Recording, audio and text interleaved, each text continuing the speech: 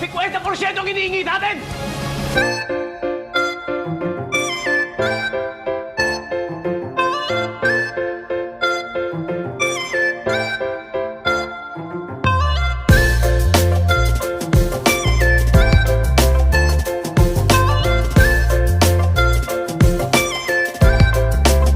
Narito ang mga dapat abangan sa FPJ's Batang Quiapo. Olga, babaguhin ang last will ni Don Julio.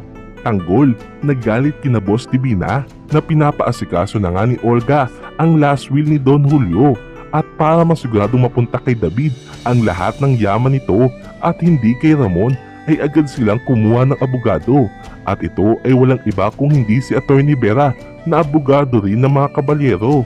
Pero para kay Ramon ay malinaw na si Olga nga ang dapat sisihin sa pagkakalaso ng kanyang ama kaya agad niyang inutusan si David na dakpin ito habang si Tanggol naman ay hindi na nga napigilang magsisigaw sa pag-alis ni Jenny Pacheco dahil sa huli ay nautakan pa rin sila ng mga pulis at hindi nga inakala na mahigit 50% ng drug lab ang mawawala sa kanila dahil sa kagustuhan ni Boss Divina na makipagtransaksyon kay Jenny Pacheco. At kung saan dinalo naman ni Tanggol ang buron ni Lolo Noy. Yan ang dapat nating abangan dito sa FPJ's Batang Quiapo. Please like and subscribe our channel. Maraming salamat po.